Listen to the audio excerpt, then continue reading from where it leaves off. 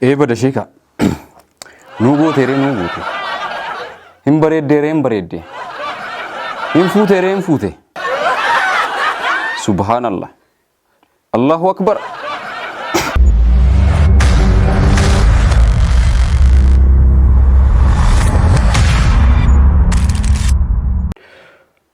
Assalamu alaikum wa rahmatullahi wa barakatuh. Oduu simbirtuudhaan kun oduu kallattiidhaan Zaad Podcast irraa isin qaqqabuudhaan.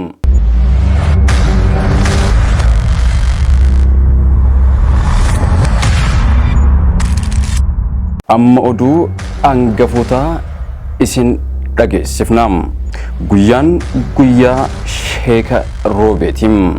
Bu'aa bahii yeroo dheeraatiin booda hawwiin isaanii kan maatii horachuuf qaban guyyaa kaleessaa raawwatamee oolee jira. Jilli Sheeka Roobee kan Finfinnee jirus ganama guyyaa kaleessaa xayyaaraadhaan gara Baalee Roobee imaluudhaan guyyaa injifannoo Sheeka Roobee kanarratti argamaniiru. Sheekni Roobee hajjii dhufu kana yoo Rabbi jedhe akka hajjuu hedan afaanuma Sheeka Roobee irraa dhageenye jirra. Amma oduu bal'innaan.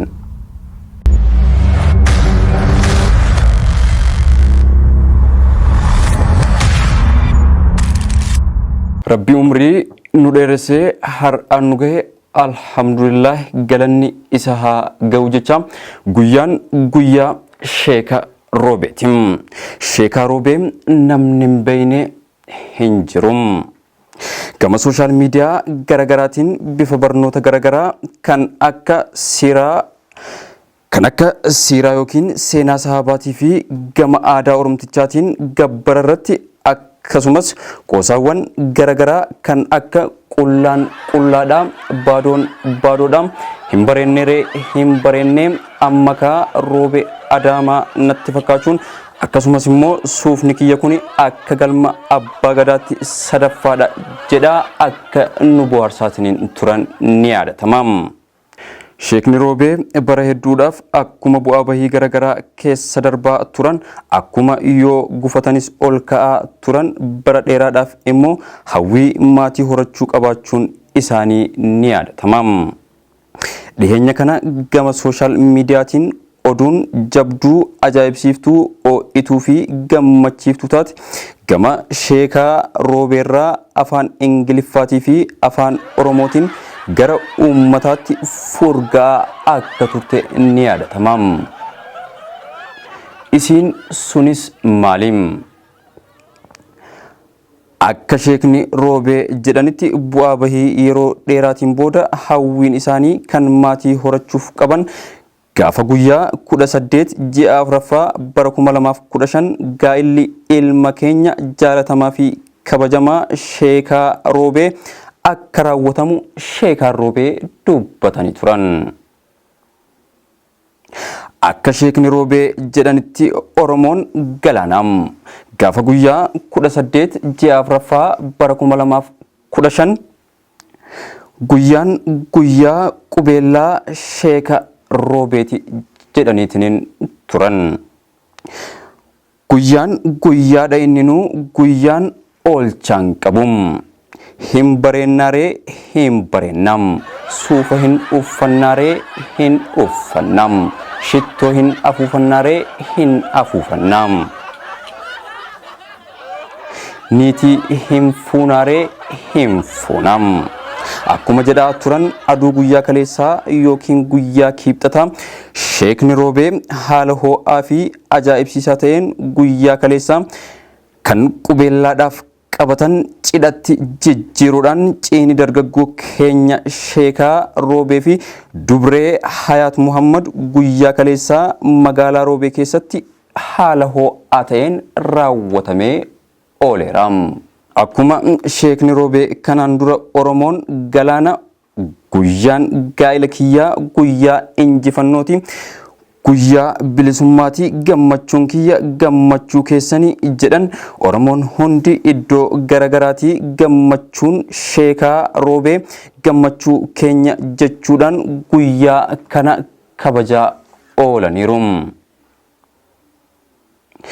Keessattuu jiraattonni magaalaa Roobee guyyaa gaa'ila Sheekaa Roobee kana haala adda ta'een akkuma eegaa turan guyyaa gaa'ila Sheekaa Roobee suuqni yookiin dukkaanni guddaa hanga xiqqaatti cufamuudhaan manni barnootaa oolmaa daa'immaniitii hanga haaskuulitti cufamuudhaan guyyaan gaa'ila Sheekaa Roobee kabajamee oolee jira jedhan maddoonni tokko tokko.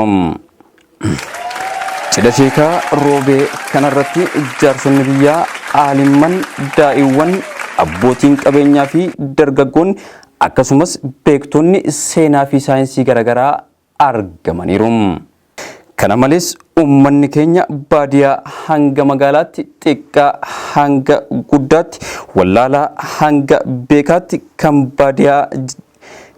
baadiyaa jiraatan akkuma jalqabarratti guyyaa gaa'ila Sheekaa Roobee hin hafnu akka aadaa Oromtichaatti farda daamaa hanga shaanqootti farda daalee hanga gaangeetti fe'annee bifa miidhagaa ta'een guyyaa gaa'ila Sheekaa Roobee ni dhufna jedhan baadiyaan Baalee qabdu takkallee hin hafne. Kana malees kan magaalaas konkolaataa qabnu xiqqaa hanga guddaatti konkolaataa fe'aarraa jalqabee hanga konkolaataa ummataatti baajaajii hanga motora gommaa lamaatti kan konkolaataa hin qabne immoo kophee isaa qulqulleeffachuudhaan Sheekaa Roobee irraa hin hafnu jechuudhaan dirqama lammummaa Oromummaa fi hiriyummaa akkasumas jaalala Sheekaa Roobeetiif qaban waan danda'aniin Sheekaa Roobee bira dhaabbachuudhaan jaalalaaf kabajaa Sheekaa Roobeetiif qaban ibsataniiru. Yoom kana qofam kan Sheekaa Roobee kun ajaa'ibumam. Sheekni Roobee nama kennaa addaa qabuu fi dandeettii addaa qabudha. Ji'a muraasa dura gama sooshaal miidiyaatiin as bahanii har'arratti biyya alaatii fi biyya keessaa hordoftoota baay'ee dinqisiifattoota baay'ee jaalattoota baay'ee fi namoota isaan qeeqan hedduu nama horatanidha. Jilli Sheekaa Roobee kan Finfinnee jirus ganama guyyaa kaleessaa xayyaaraadhaan gara Roobee imaluudhaan guyyaa injifannoo Sheekaa Roobee kanarratti argamaniiru. Kan gabaase Bilisaa Moonedha. Guyyaan guyyaa cidha Sheekaa Roobeetiin addunyaa guututti himatamee jira. Hin deemnaaree hin deemna, hin bareenneeree hin bareenne. Gammachuurraa shettoo afuufatanii suuraa ka'anii sana booda bilbila suuraa ittiin ka'an keessatti suuraa isaanii ulatanii ani shettoo afuufadhee ka'ee suuraan kiyya kanaa miti kiyya hin urgaa jechuudhaan Sheek Saad Aliyyi Muhammad Baalee gammachuu guyyaa Sheekaa Roobee miira ittiin ibsatan dhabaniiru. Gama biyya alaatiinis dinqisiifattootaa fi namoota gama hedduudhaan isaan deeggaran baay'ee akka qaban ni beekama. Isaan keessaa muraasni biyya alaarraa Sheekaa Roobee deeggaraa turanii fi Sheekaa Roobeetiif hawwii guddaa qaban kan akka Aslii Onnee Sabaa, Raachuu Girgirrii fi Maakii Oroo. Isaan kunniinis bakkuma jiranitti biyyuma jiranitti guyyaa injifannoo Sheekaa Roobee kana kabajaa oolaniiru. Amma gaafiin jabduun ta harkaa nu qabdu Sheekni Roobee guyyaa gaa'ila isaanii kana gabbara hagam kennan laata? Kana malees baanaa yookiin birdi libsii hagam ardaa hintalaatiif fidan laata? Tuni gaafii nama hundaatiin. Kana malees ammas namoonni hedduun jaalattootaa fi hordoftoota Sheekaa Roobee ta'an Sheekni Roobee akkuma durii baadoon baadoodha qullaan qullaadha akka hin jenne sodaa hamaa keessa jirra jedhaniiru.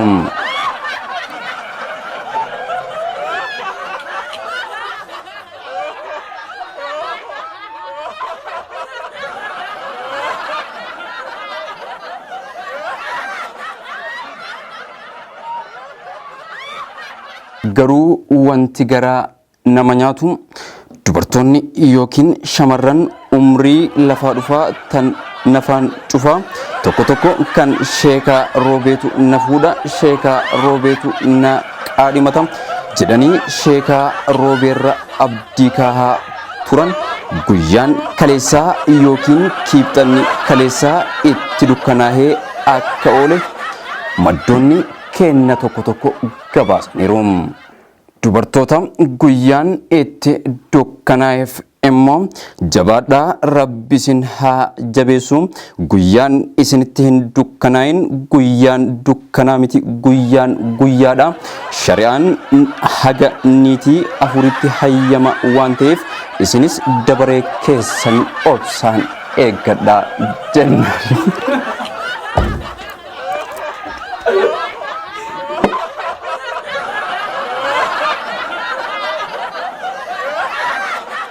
Kan itti aanu immoo oduu gammachuutiin.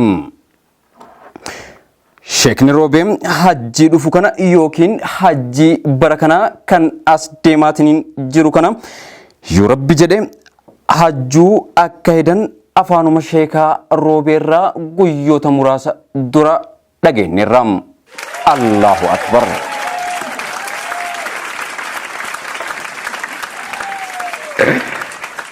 Akka sheekni Roobee jedhanitti obboleessi kiyya kan islaamummaan obbolaa nu goote tokko Ameerikaarraa barana hajjii anatu isin hajjisiisa baasii barbaachisu guutuu anatu isinirraa cufa naan jedhaniiru. Allahu akbar.